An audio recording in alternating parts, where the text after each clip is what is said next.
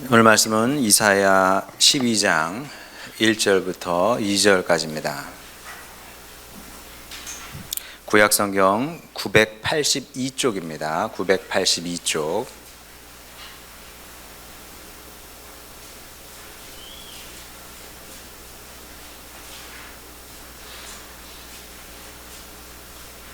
구약성경 982쪽 이사야 12장 1절 2절입니다.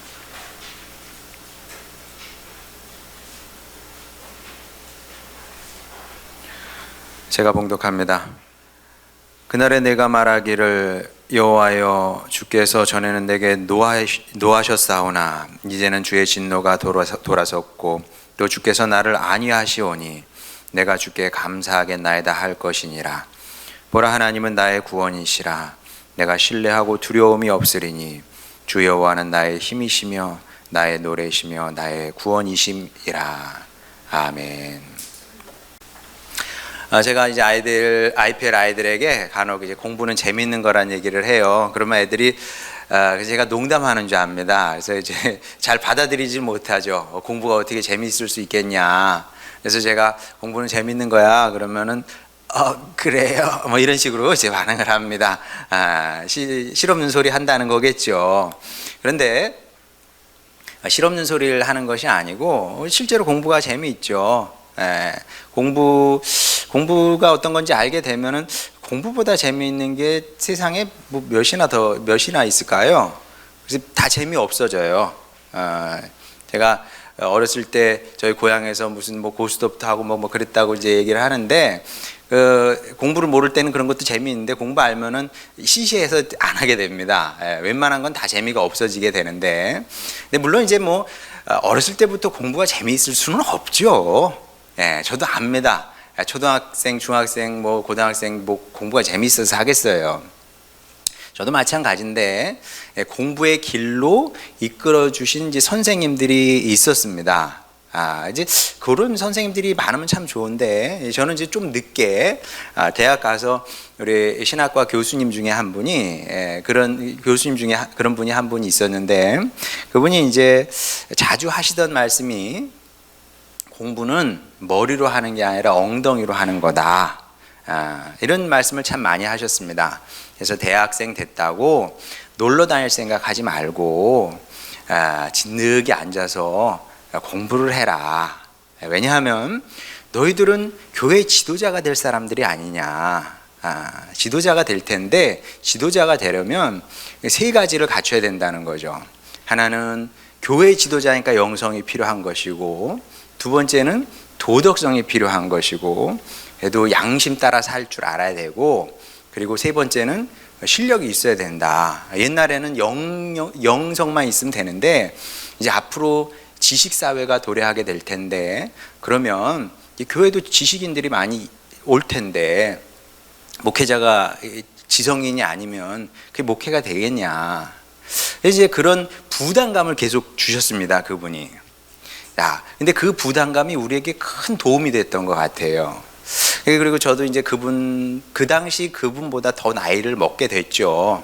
그분은 그 당시에 30대 후반이었던 것 같은데, 그리고 뭐 그분보다 훨씬 더 나이가 많이 먹게 됐는데, 정말 그런 것 같습니다. 그래서 우리 학생들, 어린이들도 어떤 기준, 어떤 목표를 갖고 사느냐는 굉장히 중요한 것 같습니다.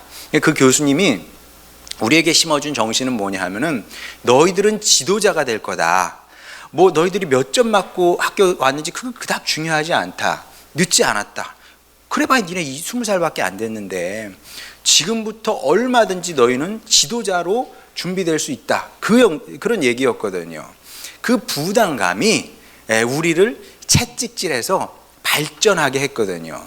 그러니까 우리 학생들도 어린이들도 어려서부터 나는 먹고 살아야겠다. 나는 먹고 살고 즐겁게 살겠다. 이렇게 딱 목표를 정하고 살게 되면 딱 그만큼 사는 겁니다. 잘 되면 그만큼 사는 겁니다. 잘 돼봐야 그만큼 사는 거예요. 자, 그러면 우리는 어떤 자세로 살아야 되냐 하면 하나님께서 나에게 몇 명을 맡기실 줄 모른다는 그런 부담감을 가질 필요가 있어요. 나는 특별한 사람이야. 이게 아니라 하나님께서 나를 어떻게 쓰실지 몰라. 비록 내가 지금은 뭐 1등이 아니야. 그게 중요한 게 아니에요. 저도 1등 아니었으니까. 그게 중요하지 않다는 거죠. 하나님께서 내가 비록 지금은 이렇게 대단하 보이지 않아도 몇 사람을 맡길지 모르니까 내가 이런 부담감을 가지고 준비하며 살겠습니다. 이런 목표의식을 가져야 사람이 발전하게 되는 겁니다. 이제 그 교수님이 계속 그런 훈련을 시켰던 거예요. 훈련을 시켜가지고 그분 수업을 듣게 되면 얼마나 괴로운지 모릅니다. 과제물 엄청 많이 내주고요. 그 다음에 과제물 내주면 답안지를 돌려주면 우리가 뭐 글을 써내든 답을 내든 페이퍼를 제출하잖아요. 빨간 줄 다 걸어가지고 뭐 점수를 받으면 100점 만점에 18점 막 이럽니다. 우리는 이게 20점 만점이니까 이게 18점이겠지. 그게 아니라 100점 만점에 18점이에요. 40몇 점이 1등이야 말하자면.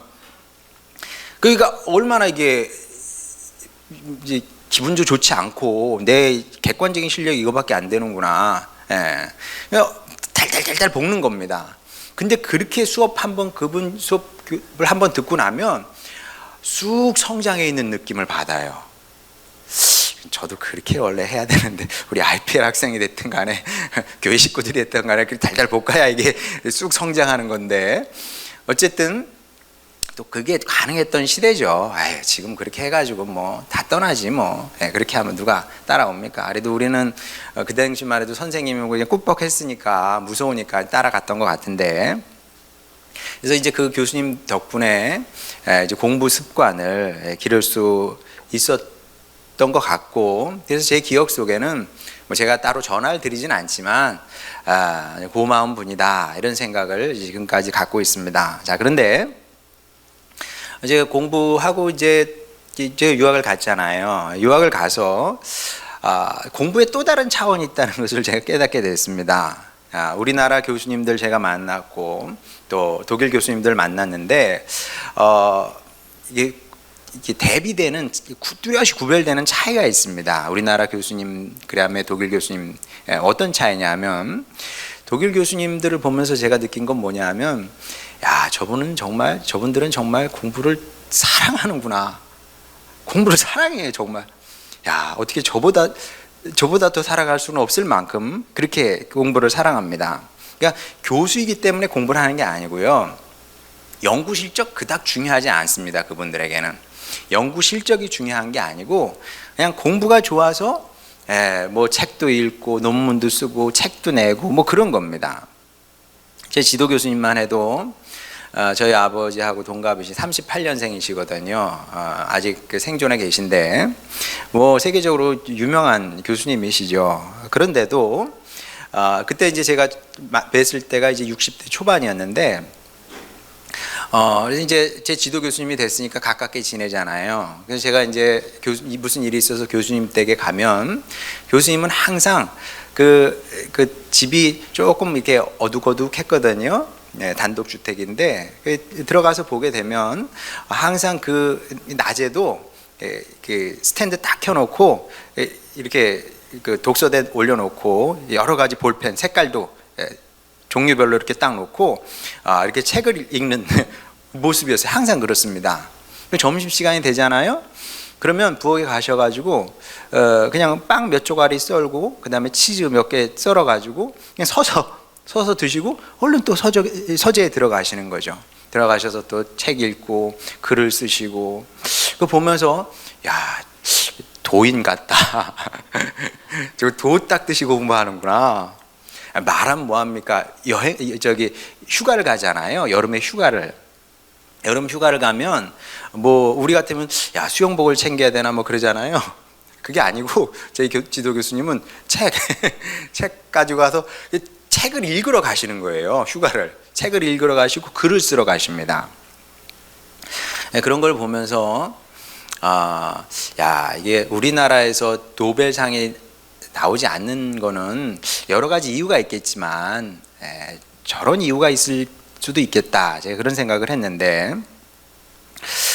좋아하는 사람을 당해내기는 어려운 것 같습니다. 그러니까 우리가 성실하면 남보다 조금 더 앞서갈 수는 있을 겁니다. 그렇죠? 성실의 힘은 센 거니까. 그런데 아무리 성실한 사람이라도 즐기는 사람을 넘어서고 극복하기는 어려운 것 같아요. 그러니까 최고는 뭐냐 하면 즐기는 사람이다. 네. 그 뭐 당연한 거 아니겠습니까? 그런데 이제 공부만 그런 것이 아니고 신앙생활도 사실 다르지 않습니다. 본문 말씀이 결국 이런 내용인데 1절 보게 되면 한번 보겠습니다. 1절에 그날에 내가 말하기를 그러잖아요. 그죠? 자, 그러면 이게 과거의 얘기를 하는 것 같지는 않고, 과거 얘기를 하는 것 같지 않고, 현재 얘기는 더욱더 아닙니다. 자, 그건 미래의 어느 시점에서 이스라엘 백성들이 어떤 고백을 하게 될 거라는 겁니다. 자, 어떤 고백을 하게 될 건지 좀 더 읽어보도록 하겠습니다. 전에는 내게 노하여 싸우나 이제는 주의 진노가 돌아섰고 또 주께서 나를 안위하시오니 내가 주께 감사하겠나이다 할 것이니라. 보라, 하나님은 나의 구원이시라. 내가 신뢰하고 두려움이 없으리니 주 여호와는 나의 힘이시며 나의 노래이시며 나의 구원이심이라. 자, 이렇게 이스라엘 백성들이 고백할 날이 오게 될 거라는 거죠. 자, 그런데 저는 이제 이스라엘의 역사를 아는 사람 아닙니까? 이스라엘의 역사를 공부한 사람으로서 이 말씀이 얼마나 역사적 맥락상 좀 이상한 건지 저는 알잖아요. 이상한 말씀입니다, 사실은. 이스라엘 백성들이 이렇게 정말 할 수 있을까? 이렇게 변화돼서 하나님은 나의 노래이십니다, 이렇게 고백할 수 있게 될까요? 어려운 얘기죠, 사실은.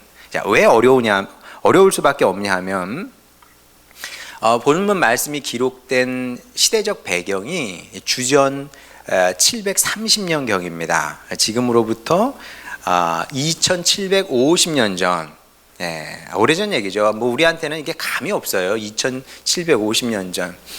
2000년 전이 어떤 시대입니까? 2000년 전이면 이제 우리나라로 치면 삼국시대가 태동하는 시대였고요. 그러면 2000년 그 이전에는 무슨 시대였어요? 2000년 그 이전 시대는 고조선 시대. 그러면 2500년 전은 고조선 시대. 3000년 전은 고조선 시대. 우리는 그 다음은 다 고조선이야, 그냥. 다 고조선. 느낌이 없어요. 그죠?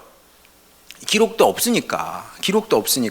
뭐 당연한 거 아니겠습니까? 남의 나라 2700년, 2750년 전 얼마나 이게 참 이게 우리 마음에 안 다가옵니까? 안 다가올 수밖에 없죠. 그냥 굉장히 오래전 얘기구나 뭐 이렇게 생각할 뿐인데, 근데 이스라엘 백성에게 주전 730년경은 아주 엄청난 큰 의미가 있었던 중요한 역사적 전환기였다는 거죠. 우리로 치면 우리에게도 그런 전환기가 있지 않습니까? 뭐 대표적으로 1950년 6월. 그럼 여러분 무슨 생각이 딱 나오잖아요. 1950년 6월. 갑자기 얘기하니까 우리 밥 먹으면서 했던 얘기가 생각이 나네요. 제가 이제 그런 얘기를 했던 것 같아요. 50년에 한국 전쟁이 일어났다. 그랬더니 하진이가 저를 딱 보더니 아빠는 그런 걸 어떻게 아세요? 잘 몰라요, 우리 딸은. 미안하다, 하진아. 그런 걸 어떻게 아세요? 깜짝 놀라죠. 너 몰라? 1950년 6월 그러면 우리 마음속 깊은 데서 익숙한 노래가 울려 퍼지지 않습니까? 잊으랴 어찌 우리 그날을. 우리 어렸을 때 그때만 되면 TV 틀면 그거 나왔어요. 군인 합창단이 잊으랴 어찌 우리 그날을. 자, 그런데 이스라엘에게 주전 730년경이 이제 이런 의미였다는 겁니다. 이스라엘의 멸망이 시시각각 다가오고 있었던 거죠. 먼저 북이스라엘이 아시리아에게 망하고, 그 다음에 그 후 좀 지나서 남유다까지 바벨론에게 망함으로 말미암아 이스라엘은 이제 세계 지도에서 이제 없어지게 되는데, 이제 북왕국 이스라엘의 멸망이 시시각각 다가오고 있었다는 겁니다. 아시리아에 의해서 처참하게 짓밟히게 될 것이고요. 자, 유사일의 가장 잔인한 민족이 아시리아였다고 그럽니다. 아시리아 군인들이 지나고 나면은 멀쩡한 땅에서도 농사를 지을 수 없을 만큼 쑥대밭이 됐다고 그럽니다. 그 아시리아가 이제 침공을 하면 이제 북이스라엘은 망하게 될 겁니다. 그 시각이 다가오고 있었다는 거죠. 그러면 이것은 결국 하나님의 처절한 실패를 의미합니다. 하나님의 역사 계획이 있었거든요. 아브라함을 부르십니다. 민족을 세우십니다. 다윗을 세우시고요. 그렇게 당신 백성과 함께 해왔던 그 거대한 역사의 계획, 꿈, 뭐 이런 것들이 그냥 수포로 돌아가게 되는 겁니다. 그런 시간이 다가오고 있었는데, 이 절체절명의 순간에 하나님은 정말 뜬금없이 소망의 말씀을 당신의 종에게 주시고 있는 겁니다. 자, 이 말씀을 받았던 선지자도 이사야인데, 이사야도 굉장히 당황스러웠을 것 같아요. 예언자들은 기본적으로 슬픈 사람들이었습니다. 왜냐하면 알아요. 내 사랑하는 민족이 죄 중에 지금 죽어가고 있다는 사실을, 멸망해 가고 있다는 사실을 두 눈으로 보고 있는 겁니다. 자, 그래서 눈물의 선지자라고 그러지 않습니까? 눈물을 흘릴 수밖에 없었어요. 마음이 괴롭습니다. 어둡습니다. 그런데 하나님께서 이런 어둠의 시대에 소망의 말씀을 주신 거죠. 그 이사야가 생각할 때 얼마나 이상합니까? 진짜 우리 하나님은 이렇게 우리의 이해를 넘어서는 분 같다. 정말 상식하고는 거리가 먼 것 같군. 뭐 이런 생각을 할 수밖에 없다는 거죠. 왜냐하면 패망을 앞둔 상황에서 하나님 사업이 말하자면 망하게 생긴 거예요. 망하게 생겼는데 그 상황 앞에서 이 소망의 말씀이 가당키나 하냐는 거죠. 이게 맥락에 맞지 않습니다. 자, 이런 걸 가리켜서 이제 우리가 흔히 속된 말로 이제 뜬금포다 이렇게 얘기를 하는 거죠. 말도 안 되는 말씀을 하고 계신 겁니다. 자, 이게 이제 우리의 상식인데, 자, 그런데 우리가 여기서 한 가지 짚고 넘어가야 되는 중요한 사실이 있습니다. 그것이 무엇이냐면, 우리는 언제나 우리 중심으로 생각을 한다는 거예요. 이 틀을 벗어나지 못합니다. 이게 이제 사람의 한계죠. 이 틀을 벗어나지 못한 내 중심주의, 이걸 벗어나지 못합니다.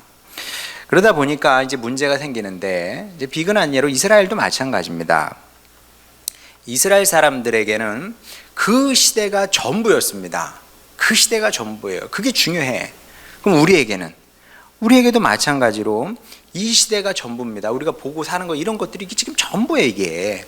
그러다 보니까 모든 사람에게는 반드시 이렇게 돼야 한다는 분명한 그 내적인 답이 있습니다. 이렇게 돼야만 해. 이게 옳아. 이런 답이 있다는 거죠. 이스라엘 백성들 같은 경우는 이유 불문하고 이스라엘은 망하면 안 되는 거예요. 그래, 우리가 뭐 잘못했지. 그렇지만 우리 망하면 안 돼. 이게 이제 하박국이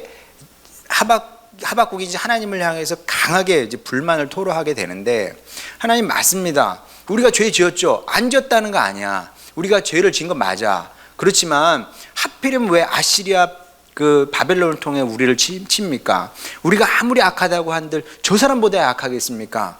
이게 하나님의 공입니까? 이게 하나님의 정입니까? 그러니까 공의 정의 아무 때나 얘기하면 안 돼요. 이 사람들은 이제 갖다 아무 때나 붙이는 거, 그냥 갖다 붙여. 근데 사실을 역지사지할 수 있어야 되는 겁니다. 내가 그 자리에 있었으면 달랐을까? 내가 그 자리에 있었으면 달랐을까? 그러니까 이제 저도 어렸을 때는 제 마음에 안 드는 사람 다 비판했습니다. 이 사람은 매국노고, 이 사람은 나라 팔아먹은 사람이고, 이 사람은 역사에 있으면 안 되는 사람이고, 뭐 등등 비판을 했는데, 나이가 들수록 내가 그 자리에 있었으면 달랐을까? 저도 이제 결혼을 해서 애 낳고 이렇게 키우지 않습니까? 교회를 이렇게 교회 또 목사로 살고 있지 않습니까? 북한 사람들이 내려왔어요. 인민군이 내려왔습니다. 야, 그러면 어떻게 하는 게 가장 좋은 일일까요? 내가 정말 그 시대의 순교자들처럼 그렇게 할 수 있었을까? 물론 머릿속으로는 다 할 수 있죠. 근데 그게 현실이 됐을 때 정말 나도 용감하게 그렇게 할 수 있을까? 뭐든 뭐 신사참배가 됐든 뭐든 간에 그렇다고 오해하지 마세요. 제가 신사참배한 그 목회자들 잘했다고 지금 하는 얘기는 아닙니다. 잘하고 못하고를 떠나서 네가 할 수 있느냐, 네가 일제시대에 살았으면 할 수 있느냐, 할 길이 없죠. 그리고 어쨌든 하고 나서 얘기를 하라고. 하고 나서 무슨 얘기인지 알겠죠. 했어 내가, 그러면 자격이 있어요. 근데 하지 않았어. 근데 말로만 할 필요는 없다. 한다는 건 의미가 없다. 의미가 없는 일입니다. 의미가. 비판은 누구나 할 수 있어요. 그냥 사랑부터 하고 비판을 하시라. 사랑을 한 다음에 비판을 하는 거예요. 근데 진짜 사랑하는 사람은 비판도 잘 하지 않아요. 예수님께서 이 땅에 오셔서 누구를 비난하고 비판하고 정죄를 하셨습니까? 그냥 사랑해서 죽으셨을 뿐이지. 근데 그러면 말할 자격이 있는 겁니다. 근데 죽지 않고 말할 자격이 있는 사람은 없다는 거죠. 어쨌든 하박국의 질문이 그거였어요. 망하면 안 돼, 우리는. 그게 하박국의 뭐 답이라고 할 수도 있습니다. 우리도 마찬가지죠. 우리도 원하고 바라고 소망하는 것들이 있습니다. 그거 돼야 돼. 그래 안 그래요? 돼야지. 저희 안에도 그런 정답이 얼마나 많아요. 우리 가정에 답이 있습니다. 우리 자녀들을 향한 답이 있고요. 교회를 향한 답이 있습니다. 이렇게 돼야 되는 거예요. 그리고 하나님은 어차피 그 일을 위해서 계신 분이야. 나 잘 되라고. 그렇잖아요. 나 잘 되라고 있는 분이에요. 여러분 달리 생각하십니까?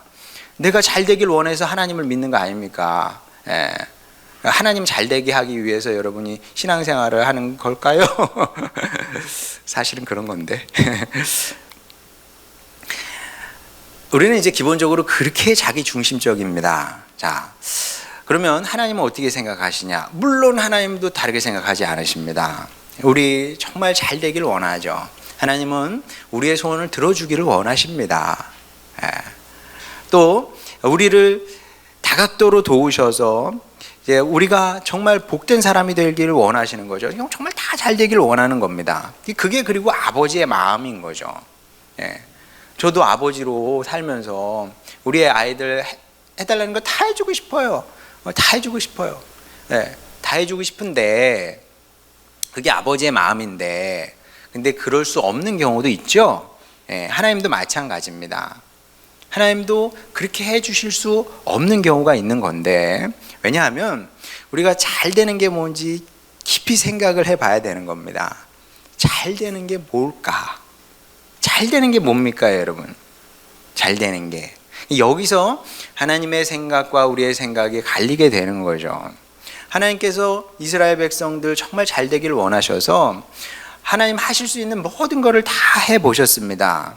이스라엘을 사랑으로 품어보시기도 하시고요. 또 도우시기도 하시고 또 인도하시고 또 그게 전부입니까? 자, 한번 넘겨주세요. 열왕기상 10장 27절 보겠습니다. 왕이 솔로몬이죠. 솔로몬 왕이 예루살렘에서 은을 돌같이 흔하게 하고 백향목을 평지에 뽕나무같이 많게 하였더라. 뭐 백향목은 뭔지 잘 모릅니다만 우리가 분명 은은 알아요.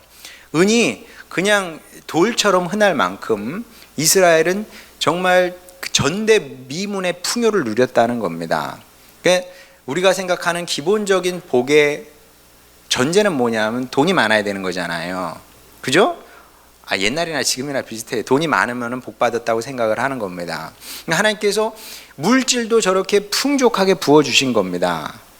정말 다 잘되게 해주셨어요. 그런데 결과는 어떻게 됐습니까?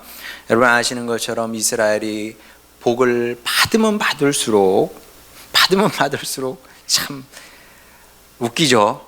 이해가 안 되는데 복을 받으면 받을수록 복을 주신 분에서 멀어져서 죄를 더하고 악을 더하면서 멸망의 길을 가더라는 겁니다. 하나님께서 복을 주시면 그러면 거기에 대한 바른 반응이 나와야 되는데 그렇지 않더라는 거죠. 이제 저도 살아보니까 그렇더라고요. 그러니까 이제 우리나라가 이제 참 교회가 욕을 많이 먹고 이제 모범이 교회 성도들이 모범이 못 된다고 그러는데 그런 부분도 없지 않아 있는 것 같습니다. 사람이 배가 불러지게 되면 그게 이제 목적을 성취했다고 생각하는 것 같습니다. 그냥 하나님께서 어떤 도구로 주신 건데 난 이제 다 얻었다고 생각하는 것 같아요. 그러다 보니까 주저앉게 되고 주저앉음으로 말미암아 더 이상 이제 발전하지 못하게 되는 거죠. 어쨌든 이제 이스라엘 백성들이 그렇게 이제 멸망을 자초하게 됩니다. 그리고 이걸 반복적으로 하나님께서 경험하신 거 아닙니까? 사사기가 결국 그 내용이거든요. 망하고 하나님께서 구원해 주시고 다시 망하고 하나님께서 구원해 주시고 계속 이야기가 반복이 되는 건데 이 역사적인 사실 경험을 통해서 하나님께서 뭘 확실히 아셨냐 하면 사람은 나처럼 진실하고 순진하지 않구나. 하나님은 순수하신 분이거든요. 순진이라고 해도 순수하신 분입니다. 순수라는 게 뭐예요? 순수라는 게 뭐예요? 내가 너에게 뭘 하나를 줘. 자, 그러면 기대를 하잖아요. 누구나 다. 주면은 거기에 대한 반응이 있어야 되는 겁니다. 근데 사람들은 어떻게 해요? 하나님께서 사랑으로 많은 선물을 주시는 겁니다. 그럼 최소한 우리가 거기에 대해서 감사하는 마음 정도는 가져야 되는데 사람들은 그렇지 않다는 거죠. 받으면 어떻게 돼요? 받으면 먹고 튀는 거예요. 먹튀가 되는 거예요. 먹튀. 사람은 먹튀인 거예요. 그러니까 이제 어려운 거죠. 어려운 겁니다. 받아가지고 제 욕심만 채우니까 하나님께서 이 기가 막히셨던 거죠. 그러면서 이제 죽음의 길을 걸어가게 되는 건데 하나님께서 이제 역사를 통해서 이걸 경험을 하신 겁니다. 너희들 그러지 말라고 예언자도 보냅니다. 또 말씀 사역자들도 보냅니다. 능력의 일꾼도 보냅니다. 그래서 간청도 하고 또 협박도 하고 말로 협박도 하는 거예요. 그럼 죽어. 막 그래도 어떻게 했어요? 돌이키지 않고 계속 이제 죽음의 길을 걸어간 거 아닙니까? 이제 멸망하게 생긴 거예요. 주전 730년 경에는. 그래서 이제 이런 것들을 경험을 하면서 우리 하나님께서 이제 이것을 반복하고 싶지 않다. 자, give and take의 신앙은 이게 지속 가능하지 않은 거죠. give and take 이거는 지속 가능하지 않아. 왜? 하나님께서 얼마든지 주실 수는 있어요. 근데 take 해가지고 도망가 버리니까 하나님께 대해서 감사하지도 않고 주신 하나님의 뜻도 묻지 않고 그냥 가져가가지고 혼자 그걸 다 그냥 자신을 위해서 죄의 삶을 위해서 죄된 삶을 위해서 써버리니까 이제 하나님께서 이건 아니다라는 것을 이제 확실히 아시게 된 거죠. 아시면서 이제 이런 아픔을 반복하고 싶지 않으신 하나님께서 새로운 신앙 세대를 이제 꿈꾸시게 되는 겁니다. 자, 그게 뭔지 다시 2절을 읽어보도록 하겠습니다. 보라, 하나님은 나의 구원이시라. 내가 신뢰하고 두려움이 없으리니 주 여호와는 나의 힘이시며 나의 노래시며 나의 구원이심이라. 자, 그런데 이게 지금 누구의 머릿속에 있는 말이에요? 하나님의 머릿속에 있는 말이에요. 누가 한 얘기가 아닙니다. 하나님의 머릿속에, 그러니까 우리가 드라마 보잖아요. 드라마 보면 사랑 얘기가 나오잖아요. 환상이죠, 사실은. 그런 이야기는 사실 현실에 없어요. 그렇지 않습니까? 제가 뭐 웃자고 하는 소리입니다만은 백설공주가 왕자 만나서 행복하게 살다 죽었다, 끝났다 이렇게 얘기를 합니다만은 그 왕자가 왕이 되면 또 후궁을 들였겠죠. 그렇지 않을까요? 좀 거기 있다가 만 원 걸겠습니다. ever happiness 없어요. 그런 건 없습니다. 근데 지금 하나님께서도 그런 이제 어떻게 보면 환상이고 이상인 거죠. 나는 이런 신앙 세대의 도래를 꿈꾼다. 그 선포를 하시는 겁니다. 내가 꿈꾸는 신앙인 성도, 하나님의 백성, 하나님의 자녀는 이런 사람인 거다. 이런 사람, 하나님은 이런 성도를 원하신 거죠. 그래서 이제 새로운 세대가, 이런 신앙의 세대가 일어나기를 간절히 원하셨던 겁니다. 이젠 어떤, 그전까지만 해도 언약의 관계 아닙니까? 내가 너희를 선택했으니, 내가 너희를 사랑하니 너희도 이 언약에 충실하고 말씀에 충실하고, 내가 너희에게 복을 줄 테니 너희들은 이 복에 거하면서 나를 섬기고 내 뜻을 이 땅에서 이루며 살아라. 기본적으로 언약의 관계였는데, 이제 하나님께서 꿈꾸신 것은 무엇이냐면 그 언약을 넘어서 하나님께서 우리를 이유가 있기 때문에 사랑하는 거 아니거든요.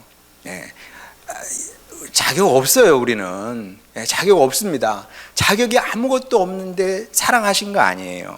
근데 하나님은 사랑받아 마땅합니까? 안 합니까? 마땅해요. 그런데도 하나님을 사랑하지 않잖아요.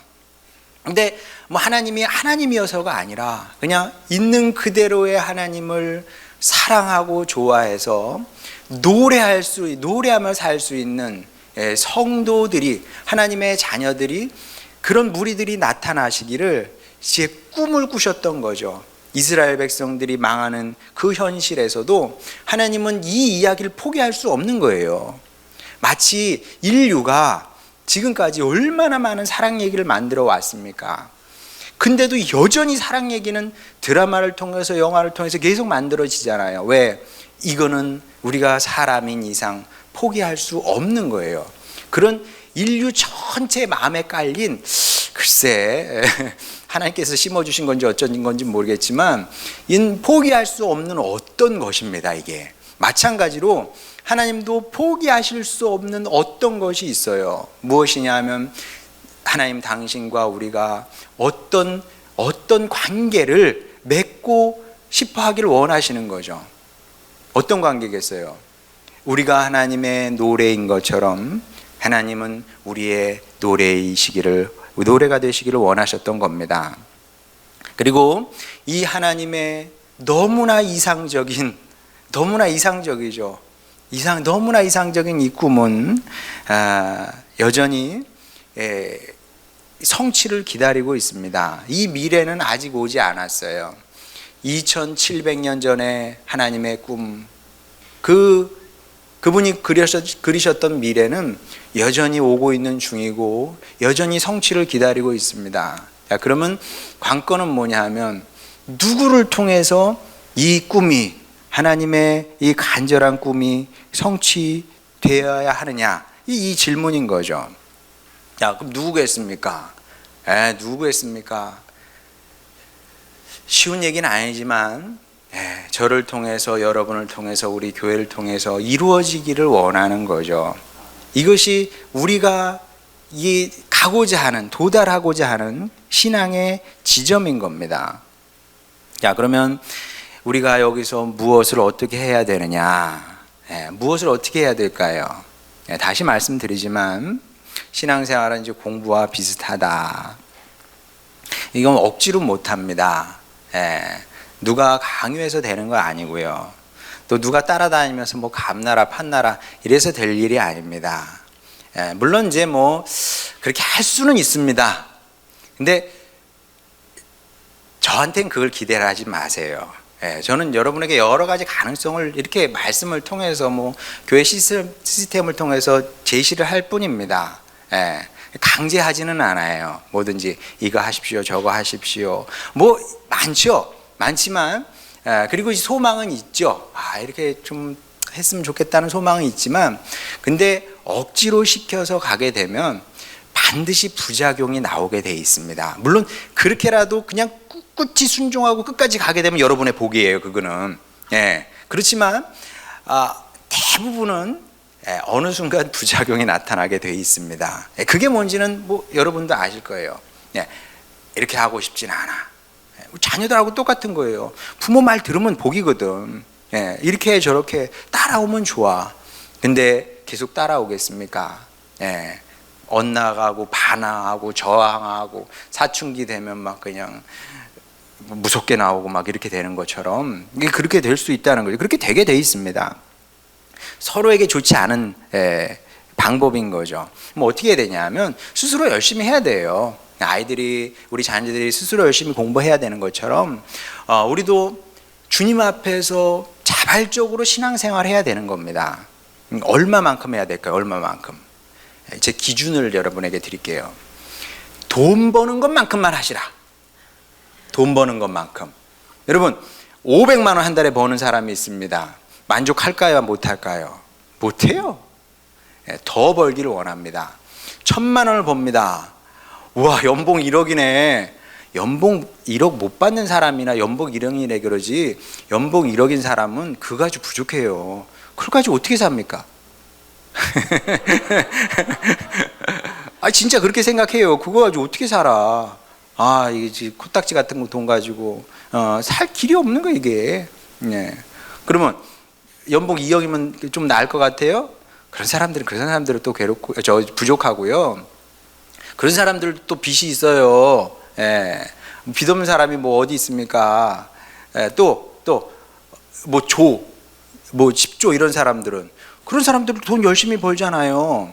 그러니까 신앙생활도 그렇게 하는 겁니다. 자본주의의 원리만큼 하면 돼요. 만족이 없어야 되는 겁니다. 내가 이만큼 하니까 만족스럽지. 그때 여러분 그 누구예요? 그 베이조스인가? 그분을 생각하시라. 세계 제1등 부자. 여전히 재산이 하루에 뭐 억대로 뭐 이렇게 늘고 있으니까. 계속 그분은 계속 돈을 벌 거예요. 그처럼 신앙생활도 그렇게 하는 겁니다. 요만큼 하면 되겠지, 그게 아니라 거기까지 갔어도 또 열심히 더 열심히 하면서 신앙생활을 해야 되는 거죠. 그런데 열심보다 승한 것이 있으니 그것은 뭐라고요? 사랑하고 좋아하고 즐기는 것이다. 하나님을 진심으로 사랑해서 기쁨, 감사, 감격으로 그분을 노래하며 사는 거죠. 이게 이제 최고입니다. 최고. 열심보다 승한 것이 바로 이런 식으로 신앙생활을 하는 것이다. 다윗이 우리에게 보여준 것이죠. 여호와는 나의 목자시니 내가 부족함이 없습니다. 이 얼마나 아름다운 노래입니까? 그리고 이것이 우리가 지향하고 도달하고 싶은 그 높은 지점인 거죠. 우리 모두가 거기까지 자라고 또 성장해야 될 줄 믿습니다. 그리고 성경이 우리에게 가르쳐주는 진짜 잘된 거, 참 잘됐다. 그 잘된 거는 여기까지 간 것을 가리켜서 잘됐다 그러는 겁니다. 돈이 많아지는 것, 내가 원하는 걸 다 이루어졌다고 해서 잘된 것이 아니고요. 우리의 신앙이 여기까지 자라면 그걸 가리켜 잘됐다고 하는 것이다. 이런 사실을 기억하시고 2022년 새해에는 이런 아름다운 성도의 삶을 꿈꾸고 소망하시기를 바랍니다. 그래서 오래전 우리 하나님께서 꿈꾸셨던 그 아름다운 꿈이, 그 절실한 꿈이, 간절한 꿈이 올해 또 우리 인생에서 또 여러분 가정에서 교회에서 이루어지는 건 우리 보고 또 주님께 영광 돌리고 또 주님께 감사하며 살아가는 복된 인생 살아가시는 여러분 모두가 되시기를 주님의 이름으로 축원합니다. 우리 찬양 부르고 기도하도록 하겠습니다.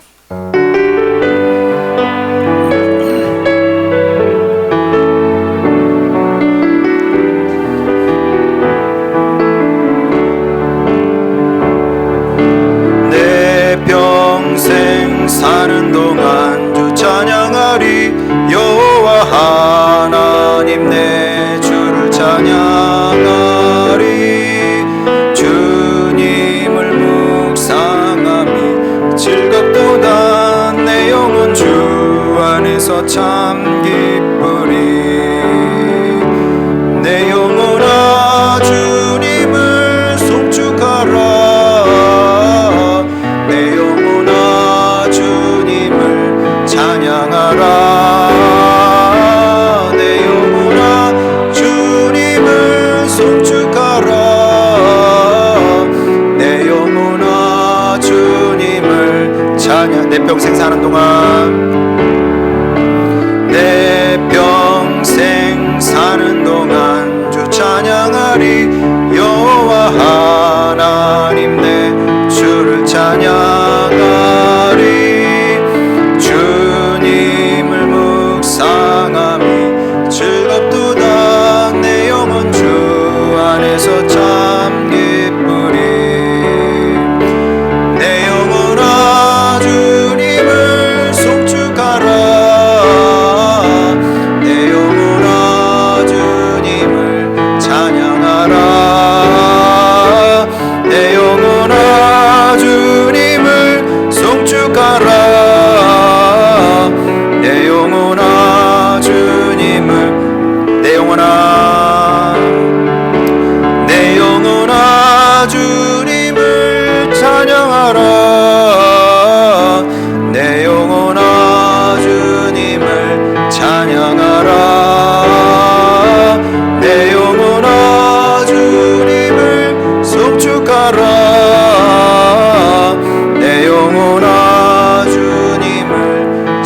찬양하라.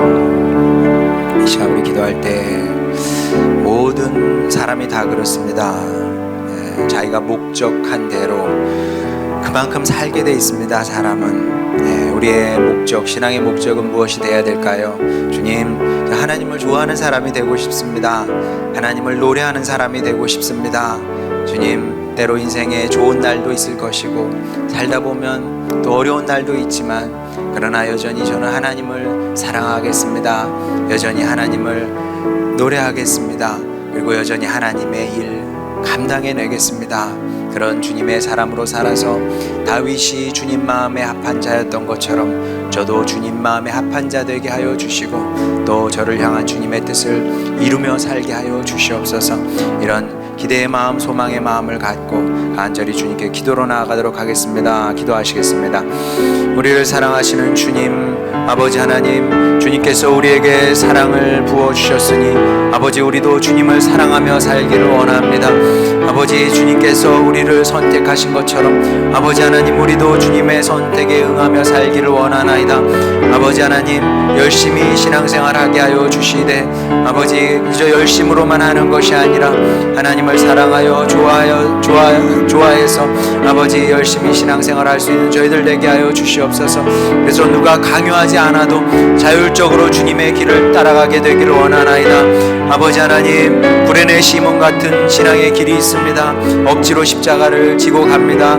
강제로 십자가를 지고 갑니다. 힘듭니다. 어렵습니다. 물론 그렇게라도 십자가를 지고 갈 수 있다면 그것이 복이겠지만은, 그러나 아버지 하나님, 우리는 그런 식으로 신앙생활을 하고 싶지 않습니다.